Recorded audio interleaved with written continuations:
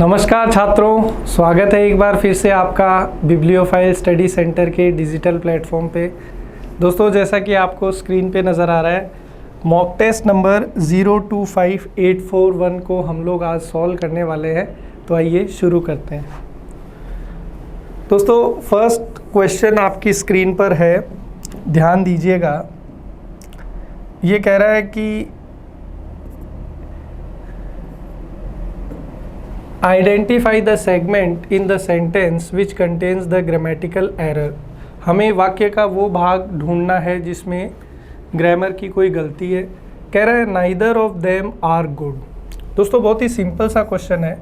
जब हम लोग प्रोनाउन चैप्टर पढ़ते हैं तो उसमें एक स्ट्रक्चर पढ़ते हैं। क्या स्ट्रक्चर पढ़ते हैं कि जब भी नाइदर के साथ आपको ऑफ लगा हुआ मिले तो पहली बात तो आपको ये ध्यान रखनी है कि नाइदर के साथ ऑफ लग सकता है।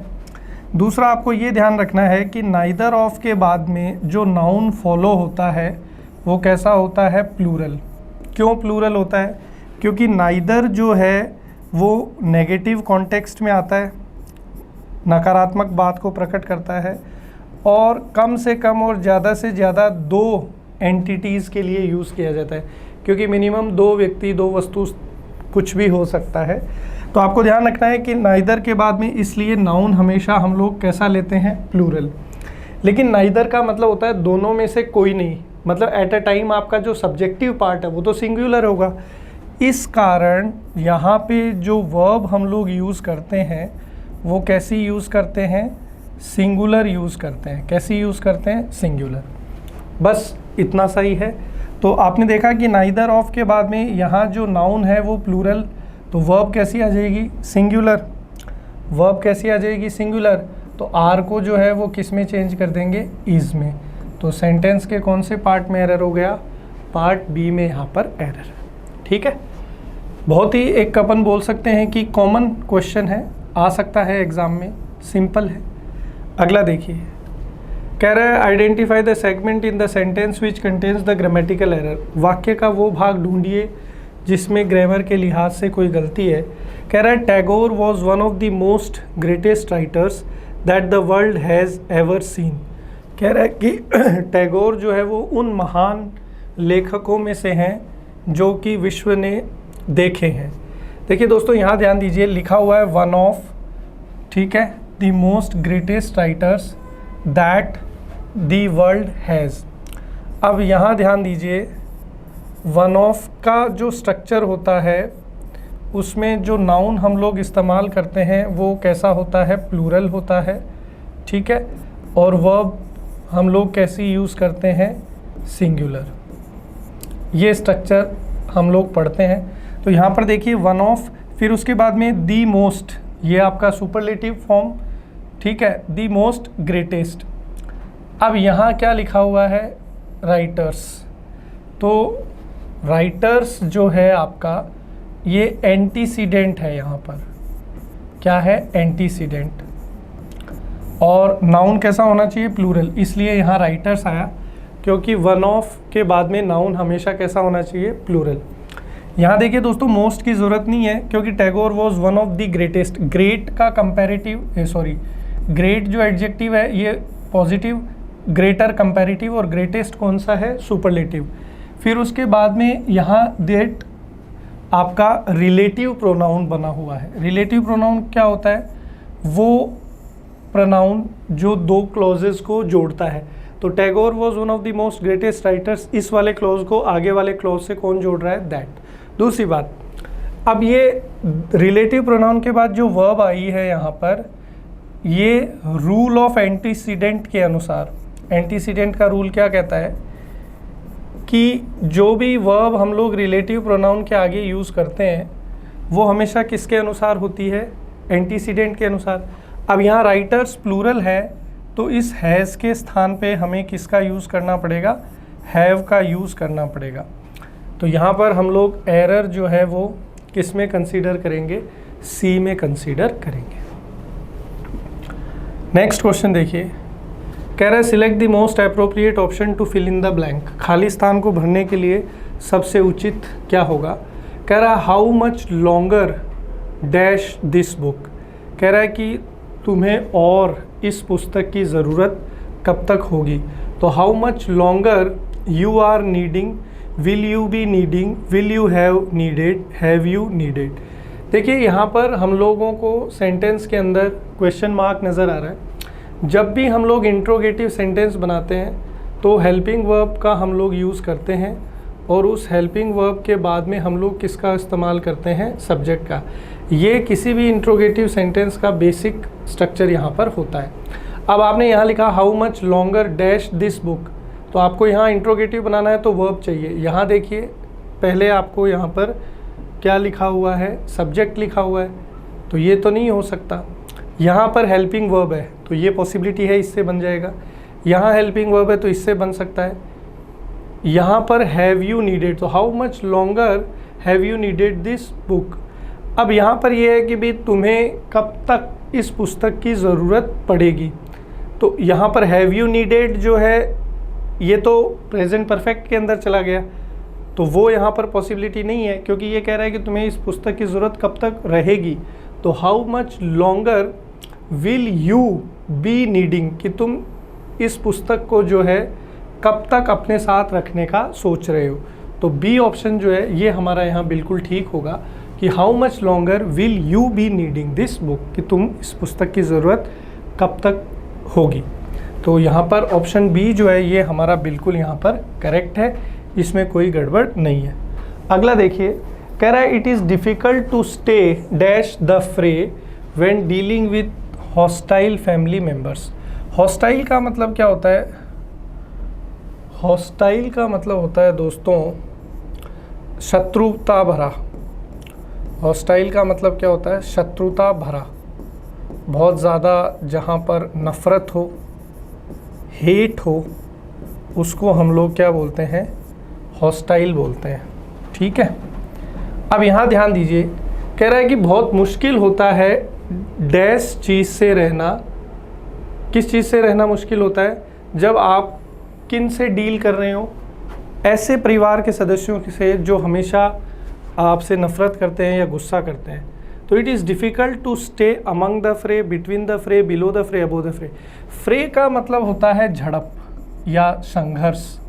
तो भाई अगर आपके परिवार वाले आपसे नफ़रत कर रहे हैं तो हमेशा किसी विवाद में उनसे फंसने से बचना मुश्किल होता है, क्योंकि भाई वो अगर आपने नफ़रत कर रहे हैं तो कभी ना कभी किसी पॉइंट पे आपका सब्र का बांध टूट जाएगा और झगड़ा या संघर्ष होने की संभावना है। तो यहाँ पर जो फ्रेज़ बनेगा वो बनेगा it's difficult to stay above the fray, कि भाई वाद विवाद से बच के रहना या उससे अपने आप को अलग रखना बहुत मुश्किल होता है जब हम लोग कैसे लोगों से डील कर रहे हों, ऐसे परिवार के सदस्यों से जो हमसे काफ़ी नफ़रत करते हैं। तो क्वेश्चन नंबर 79 में जो है यहाँ ऑप्शन डी हमारा बिल्कुल ठीक हो जाएगा। आगे बढ़ते हैं, अगला क्वेश्चन कह रहा है कि find the word which best expresses the meaning of the given word. तो बेस्ट एक्सप्रेसेस का मतलब हो गया कि भाई हमें क्या बताना है, सिनोनिम बताना है। सिनोनिम को हम लोग हिंदी में क्या बोलते हैं, पर्यायवाची बोलते हैं। ठीक है। अब जो शब्द हमें दिया है दोस्तों वो है मैग्निफिसेंट। तो मैग्निफिसेंट का मतलब होता है शानदार। ठीक है। अब यहाँ जो 4 ऑप्शन दिए हैं उनके मीनिंग हम लोग चेक कर लेते हैं।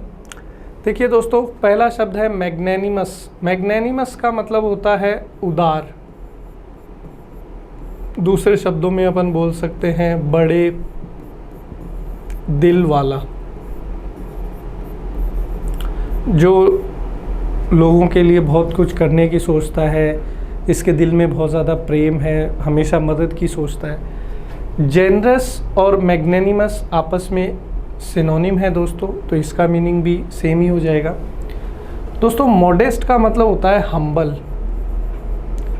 हिंदी में हम लोग इसको बोल सकते हैं विनम्र।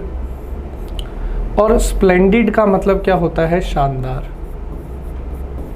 यहाँ पर एक अच्छा वर्ड और मुझे ध्यान आ रहा है, फैंटेस्टिक भी बोल सकते हैं।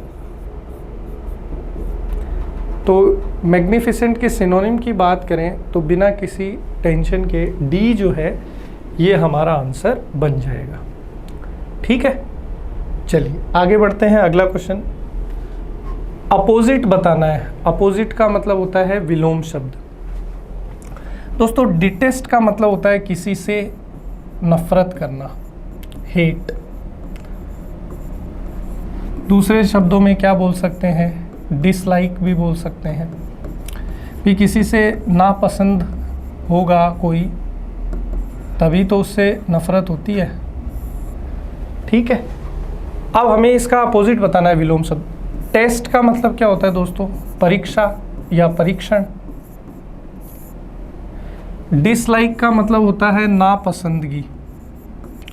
डिसलाइक का मतलब क्या होता है, नापसंदगी। तो ये एक तरीके से सिनोनिम हो गया डिटेस्ट का। इंटरेस्ट का मतलब होता है रुचि, किसी चीज़ में इंटरेस्ट या रुचि। लाइक का मतलब क्या होता है, पसंदगी। तो डिटेस्ट का अपोजिट चाहिए तो लाइक हमारा आंसर हो जाएगा, ऑप्शन सी। अगला देखिए, अगेन अपोजिट बताना है, विलोम शब्द बताना है। किसका, कोजेंट का। दोस्तों कोजेंट का मतलब होता है कोई ऐसी चीज़ जो हमारे लिए उपयोगी है। ठीक है, यूजफुल बोल सकते हैं, वर्दी बोल सकते हैं। ठीक है, अब यहाँ जो शब्द है फ्रेंडली, ये एडजेक्टिव है दोस्तों, दिखने में एडवर्ब है। फ्रेंडली का मीनिंग क्या है, मित्रवत, मतलब जिससे आसानी से मित्रता की जा सके, या एक ऐसा व्यक्ति जो बहुत ही मिलनसार है उसको फ्रेंडली बोलते हैं। डेयरिंग का मतलब होता है दोस्तों दुस्साहसी, दुस्साहसी को बोलते हैं डेयरिंग। और डेयरिंग के लिए और क्या यूज़ कर सकते हैं, बोल्ड भी बोल सकते हैं। एबरेंट का मतलब होता है दोस्तों किसी से जो है मतलब थोड़ा सा खिन्नता होना, अलग होना। वैग का मतलब होता है दोस्तों यूजलेस। तो एंटोनिम की अगर बात करें तो कोजेंट के लिए वैग हो जाएगा एंटोनिम, यूजफुल का अपोजिट यूजलेस। सी हमारा आंसर है। ठीक है, अगला देखो, एक मुहावरा दिया हुआ है, कट द मस्टर्ड। इसका मीनिंग बताना है। कह रहा है give the appropriate meaning of the given idiom. दोस्तों कट द मस्टर्ड का मतलब होता है सफलता प्राप्त करना। कट द मस्टर्ड का मतलब क्या होता है, सफलता प्राप्त करना। टू अटेन सक्सेस, ये है। तो यहाँ पर अगर आंसर देखें तो very tough task to do का मतलब कोई कठिन कार्य करने के लिए अपने पास हो। A task requiring a detailed view, एक ऐसा कार्य जिसमें बहुत ज़्यादा विस्तार की आवश्यकता हो। सक्सीड, ये आंसर हो जाएगा, ऑप्शन सी जो है अपना आंसर हो जाएगा। आगे देखो, to make a mountain of a molehill, ये कई बार हम लोग क्लास में डिस्कस कर चुके हैं। इसका मतलब होता है राई का पहाड़ बनाना, राई का पहाड़ बनाना।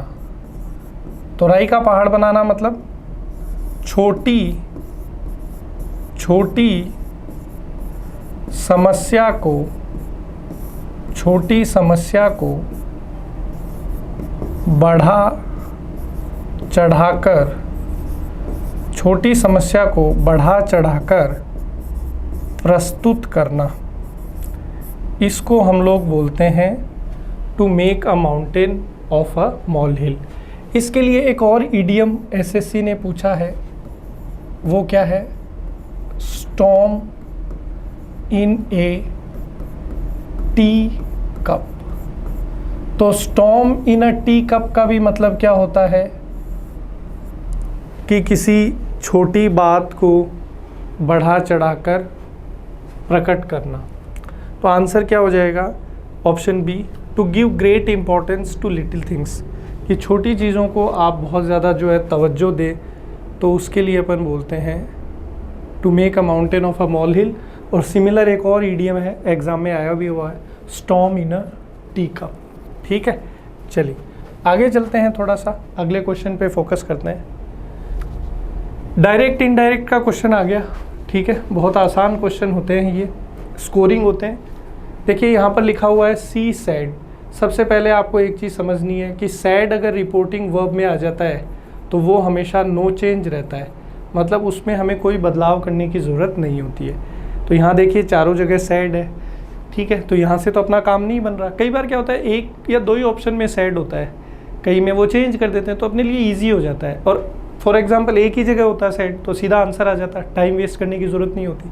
दूसरा, आपको एक चीज़ ये सीखनी है कि जब भी हम लोग डायरेक्ट से इनडायरेक्ट में जाएंगे तो विल जो है वो किस में चेंज होगा, वुड में चेंज होगा। ये हम लोग पढ़ते हैं डायरेक्ट से इनडायरेक्ट में, ठीक है, कि नरेशन में पढ़ा है हमने कि शैल और विल किस में चेंज हो जाते हैं, वुड में। तो आप देखिए कहाँ पे है वुड, तो 3 जगह वुड है, इसमें नहीं है, तो ये हमारा बाहर हो गया, ठीक है। अब आगे लिखा हुआ आई will have cook the food by the time they will arrive, तो दे विल अराइव, तो यहाँ पर देखिए 2 हमारे पास स्ट्रक्चर है, एक तो है विल हैव कुक्ड, मतलब ये फ्यूचर परफेक्ट है, और यहाँ पर क्या है, फ्यूचर सिंपल है, ठीक है। अब जब हम लोग डायरेक्ट इनडायरेक्ट में जाते हैं तो first person according to subject change होता है। फर्स्ट पर्सन हमेशा किसके अकॉर्डिंग चेंज होता है, तो आप कहेंगे कि सर वो हमेशा इसके अकॉर्डिंग चेंज होता है, सब्जेक्ट के अकॉर्डिंग। तो आई जो है वो सी के अकॉर्डिंग चेंज होगा, तो सी हो गया सब जगह, यहाँ से भी काम नहीं बना। अब एक चीज़ और देखिए, अभी हमने क्या सीखा कि विल किस में चेंज हो जाता है, वुड में। तो ये वाला जो विल है ये भी तो वुड में चेंज होगा, तो देखिए कहाँ है वुड, तो आपने कहा कि सर डी में है और सी में है, मतलब बी भी आंसर नहीं हो सकता क्योंकि यहाँ आपने गायब कर दिया विल को, ठीक है। चलिए अब ये जो पार्ट है कि I will have cooked food, तो ये किस में चेंज हो गया कि she said that she would have cooked the food by the time they, और ये विल किस में चेंज हो गया, वुड में। तो अब हमारे पास जो बच रहे हैं वो है ऑप्शन सी और ऑप्शन डी, तो इनमें दोनों में से कोई हमारा आंसर होगा। तो देखिए यहाँ पर इसने लिख दिया शी वुड कुक्ड, तो ये इसलिए गलत हो गया क्योंकि मॉडल के बाद हमेशा फर्स्ट फॉर्म आती है, अगर आएगी तो सेकंड फॉर्म थर्ड फॉर्म तो आ ही नहीं सकती, तो इसलिए हमारा आंसर क्या हो जाएगा, option D. First person according to subject change हुआ, विल वुड में, would have cooked the food by the time they, और विल फिर अगेन वुड में चेंज हो गया, ठीक है। तो सिंपल क्वेश्चन था, डी हमारा आंसर हो गया। आगे देखिए क्वेश्चन नंबर 86, फिर डायरेक्ट इनडायरेक्ट का क्वेश्चन आ गया, स्कोरिंग है। कह रहा है द गर्ल सेड, सेड क्या रहता है, नो चेंज, तो देखिए सब जगह। First person according to subject, तो सब्जेक्ट आपका क्या है, गर्ल। थर्ड पर्सन सिंगुलर है तो शी में चेंज हो गया, ठीक है। अब यहाँ पर देखिए एक और बहुत बड़ा कॉमा, इन्वर्टेड कॉमा हट के कंजंक्शन दैट लगेगा, क्योंकि आगे जो सेंटेंस दिया हुआ है वो कैसा है, एफर्मेटिव। तो एफर्मेटिव यानी सकारात्मक, तो एफर्मेटिव सेंटेंस को जब डायरेक्ट से इनडायरेक्ट में चेंज करते हैं तो कौन सा कंजंक्शन यूज़ करते हैं, दैट। अब देखो यहाँ कंजंक्शन नहीं है, यहाँ है, यहाँ नहीं है, यहाँ है, तो सी और ए तो सीधा ही बाहर हो गया। इस तरीके से हेल्प हो जाती है एग्जाम में। फिर ये कौन सा टेंस है, वांटेड वर्ब की सेकंड फॉर्म है, मतलब पास्ट सिंपल। पास्ट सिंपल किस में चेंज होता है, पास्ट परफेक्ट में, मतलब हेड के साथ थर्ड फॉर्म चाहिए। तो बी और डी में चेक करिए हेड के साथ थर्ड फॉर्म कहाँ है, तो हेड के साथ थर्ड फॉर्म यहाँ है, यहाँ नहीं है, तो हमारा आंसर क्या हो जाएगा, ऑप्शन डी। इस तरीके से आप कर सकते हैं एग्ज़ाम में, थोड़ा सा फास्ट करने की कोशिश करनी है, टाइम बचाना है, ठीक है। चलिए आगे देखिए, हमें वो स्पेलिंग पकड़नी है जो सही है, मतलब कि भाई 3 स्पेलिंग यहाँ पर गलत है और 1 स्पेलिंग सही है। देखिए मिलेनियम की अगर बात करें तो इसमें डबल एन आता है, तो ये स्पेलिंग गलत होगी। कॉग्निजेंस के अंदर कॉग्नी एस नहीं आएगा, जेड आता है, कॉग्निजेंस होगा, ठीक है, तो ये गलत हो गया। बिकर के अंदर BICKER होता है, ए नहीं आएगा, बिकर का मतलब होता है कोई पतीला। रिक्वियम की स्पेलिंग बिल्कुल ठीक है, तो ऑप्शन बी जो है दोस्तों ये अपना यहाँ आंसर हो जाएगा। हमारे पास एक सेंटेंस आया है, उसमें कुछ हिस्सा अंडरलाइन करके हमें दिया है, तो हमें ये चेक करना है कि क्या वो ठीक है। अगर ठीक है तब तो नो इम्प्रूवमेंट, अदरवाइज कुछ इम्प्रूवमेंट इसमें हमको करना पड़ेगा। कह रहे hindering any mishap the project should be ready by Monday. कह रहा है कि अगर कोई गड़बड़ नहीं होती है तो हमारा प्रोजेक्ट जो है वो मंडे तक तैयार हो जाएगा। देखिए हाइंडर का तो मतलब होता है बाधा उत्पन्न करना, यानी ऑब्स्टेकल। तो अगर कह रहा है कि कोई ऑब्स्टेकल अगर होगा तो जो है वो मंडे तक तैयार हो जाएगा। अगर ऑब्स्टेकल होगा, बाधा होगी, तो कैसे तैयार होगा मंडे तक? तो ये वर्ड अप्रोप्रिएट नहीं है यहाँ पर। अब हमें यहाँ पर आगे कुछ वर्ड्स दिए हुए हैं, वो है बैरिंग, प्रिपेयरिंग, रिकवरिंग। रिकवरिंग यानी मिसहैप। रिकवरिंग का तो मतलब होता है किसी कोई गड़बड़ चीज़ है उसमें सुधार। तो सुधार अगर कर रहे हो तो कैसे सोमवार तक ख़त्म होगा, काम कंप्लीट होगा? ये नहीं होगा। प्रिपेयर कर रहे हो तो कैसे होगा? बैरिंग मतलब कि भाई कोई मिसहैप अगर होता है और उसको हम लोग क्या कर लेते हैं, ओवरकम कर लेते हैं, उस पर पार पा लेते हैं, तो हमारा जो है सोमवार तक तैयार हो जाएगा। तो ये अप्रोप्रिएट यहाँ पर वर्ड है गिवन कंडीशन के अनुसार। तो आंसर जो है ऑप्शन ए हमारा हो जाएगा। अगला देखिए, कह रहा है I am sure he helps me in every manner possible. कह रहा है कि मैं इस चीज़ को लेकर श्योर हूँ कि वो मेरी हर संभव मदद करेगा। तो हर संभव मदद करेगा मतलब कौन से टाइम की बात हो रही है? फ्यूचर टाइम की बात हो रही है। कौन से टाइम की बात हो रही है? फ्यूचर। मदद करेगा तो फ्यूचर टाइम की अगर बात हो रही है तो फ्यूचर का स्ट्रक्चर। इज़ हेल्पिंग, ये तो प्रेजेंट कॉन्टिन्यूस है। वुड हेल्प, ये पास्ट में चला गया। मॉडल के साथ फर्स्ट फॉर्म, शैल और विल के साथ, यही तो होता है फ्यूचर सिंपल। तो बी हो जाएगा I am sure he will help me in every manner possible, कि मैं इस चीज़ को लेकर आश्वस्त हूँ कि वो मेरी हर संभव मदद करेगा। तो बी यहाँ ठीक हो जाएगा। अगला, ये स्टेटमेंट दे रखा है, इसको एक शब्द में हम लोग क्या बोल सकते हैं वो हमें बताना है। कह रहा है a language that is considered to be rude और ऑफेंसिव। एक ऐसी भाषा जो कि एक माना जाता है कि बहुत ज़्यादा अक्खड़ है और बदतमीज़ी से भरी है, उस भाषा को अपन क्या बोलेंगे? दोस्तों यहाँ पर एक शब्द है सिंपर, एक है फॉन, एक है एडुलेशन। एडुलेशन का मतलब होता है मिलावट, और स्वीयर का मतलब होता है अब्यूज़ करना, गाली गलौच। तो रूड और ऑफेंसिव को अगर कहें तो अब्यूज़ से संबंधित हो जाएगा। तो ऑप्शन ए जो है वो हमारा बिल्कुल यहाँ ठीक है। अगला देखिए, a person who is strongly prejudiced against women. एक ऐसा व्यक्ति जो महिलाओं के प्रति जो है उसके अंदर एक जो है कहीं ना कहीं नफ़रत वाला जो है, उसको अपन क्या बोलते हैं? दोस्तों यहाँ पर देखिए, मीज़ो जो रूट वर्ड है ये हेट के लिए है, नफ़रत या फिर डिसलाइक के लिए भी आता है, किसी चीज़ को नापसंद करना। एक रूट वर्ड है इसके अंदर गैमस। गैमस रूट वर्ड जो है वो मैरिज के लिए है, शादी, विवाह। अब देखिए वर्ड है पॉलीगैमिस्ट। तो पॉली का मतलब होता है एक से ज़्यादा और गैमस मतलब विवाह, तो एक से ज़्यादा विवाह। तो पॉलीगैमिस्ट अपन बोलते हैं बहुविवाह, बहुविवाही, जिसने एक से ज़्यादा विवाह किए हैं, पॉलीगैमिस्ट। मीज़े रूट वर्ड आपको बताया, मीज़ो किसके लिए है? हेट के लिए। दूसरा इसमें जो रूट वर्ड लगा हुआ है वो है एंथ्रोपोज। तो एंथ्रोपोज आता है ह्यूमन के लिए, मानव के लिए। तो जो मानव से नफरत करे, मिज़ेंथ्रोप होता है हेटर ऑफ ह्यूमन, मानव से जो नफरत करे। मीज़ो का मतलब होता है हेट और गैमस का मतलब होता है मैरिज। तो मीज़ोगैमिस्ट का मतलब होता है हेटर ऑफ मैरिज, जो किससे नफरत करे? विवाह से जो नफरत करे वो है मीज़ोगैमिस्ट। मीज़ो रूट वर्ड है हेट के लिए, और इसमें एक और रूट वर्ड लगा हुआ है गाइने। गाइने का मतलब होता है वुमन। तो मीज़ोगाइनिस्ट क्या हो जाएगा? हेटर ऑफ वुमेन, जो महिलाओं से नफरत करे। तो यहाँ आंसर जो है वो बी हो जाएगा, क्योंकि वो कह रहा है कि एक ऐसा व्यक्ति जो जिसका महिलाओं के प्रति रवैया जो है वो ठीक नहीं है। तो बी हमारा आंसर होगा। नेक्स्ट, ये आ गया क्लोज टेस्ट। क्लोज टेस्ट को पूरा पढ़ते हैं अपन, आप जानते हैं, और फिर अप्रोप्रिएट वर्ड उसमें भर देंगे। बहुत आसान है, एयर पोल्यूशन के ऊपर है, वायु प्रदूषण। कह रहा है Delhi's air quality dash very poor for the third straight day and authorities want that the situation में dash in the coming days. Delhi की वायु की गुणवत्ता बहुत ही ख़राब रही लगातार तीसरे दिन, और जो वहाँ के जो प्रबंधन में लोग हैं, जो वहाँ की जो अपन बोल सकते हैं कि सत्ता में जो लोग हैं, उन्होंने कहा है कि आने वाले दिनों में परिस्थिति और ज़्यादा ख़राब हो सकती है।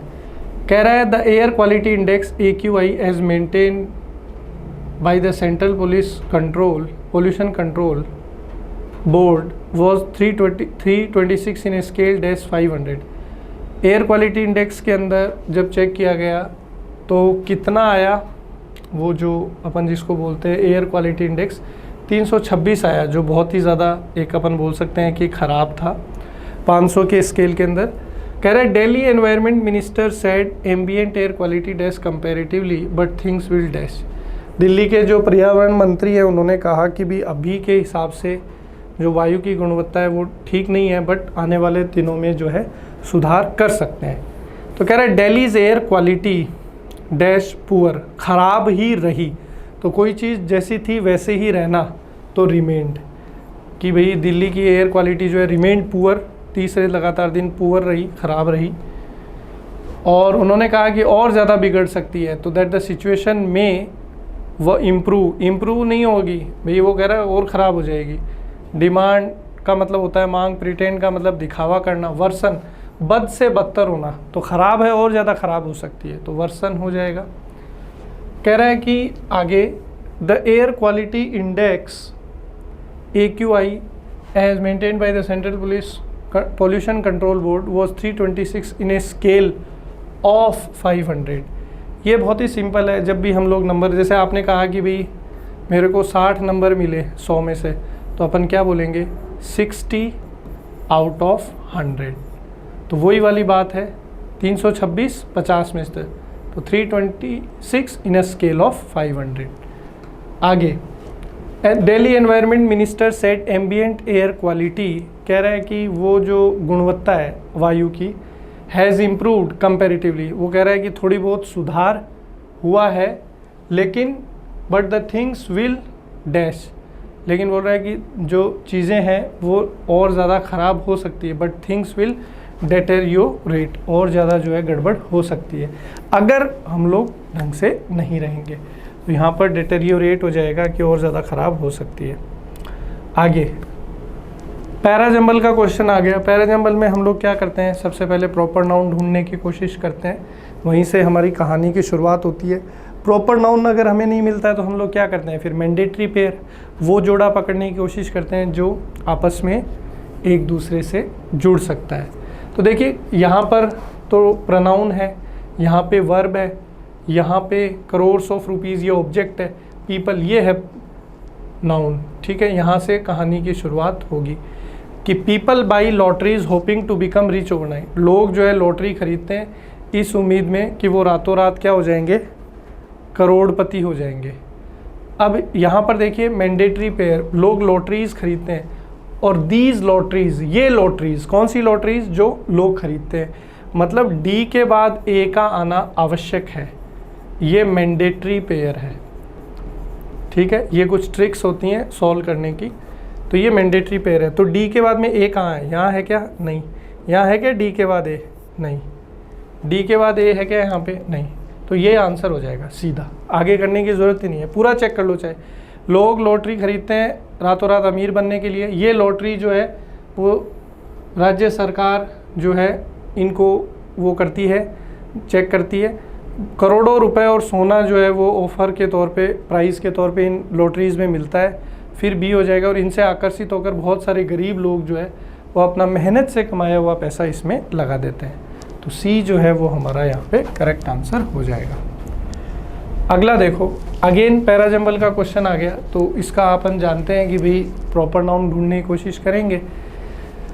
तो यहाँ पे प्रोनाउन है, यहाँ पे प्रोनाउन है, यहाँ पे वर्ब है, यहाँ प्रोनाउन दे रखा है, तो यहाँ से शुरू कर देंगे। प्रॉपर नाउन है सुनामी, कि सुनामी जो है वो कैसे बनती है, तो हम जानते हैं समंदर में बहुत सारी लहरें जो है एक के बाद एक के बाद एक आती है, तो वो जो है उससे सुनामी बनती है।